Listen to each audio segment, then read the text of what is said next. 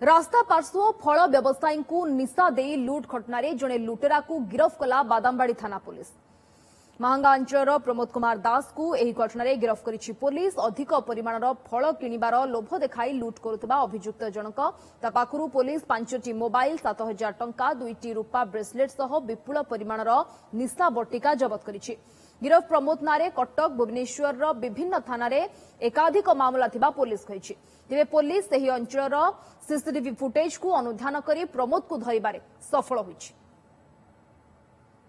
ना ताकर modus operandi रहउछि जे एमिति जो कोल्ड ड्रिंक्स जो रहउछि थम्स अप के कोका कोला जहां भी कोल्ड ड्रिंक्स रही की सेठी से जो स्टुपेफाइंग ड्रग्स सेठी एक्टिव आमे जो सीजर करछु एक्टिवन टैबलेट्स रे एक्टिवन टैबलेट कोल्ड ड्रिंक रे पकई की से जहां सामग्री रहला ब्रेसलेट हो मोबाइल हो आमर जहां से दिन तक बिक्री पैसा जहां रहउछि आमे जो रिपोर्ट आस्ती 7,000 टका से नहीं 5 7,000 टका से रिपोर्ट करथिला ताको मजे में सीज करछु।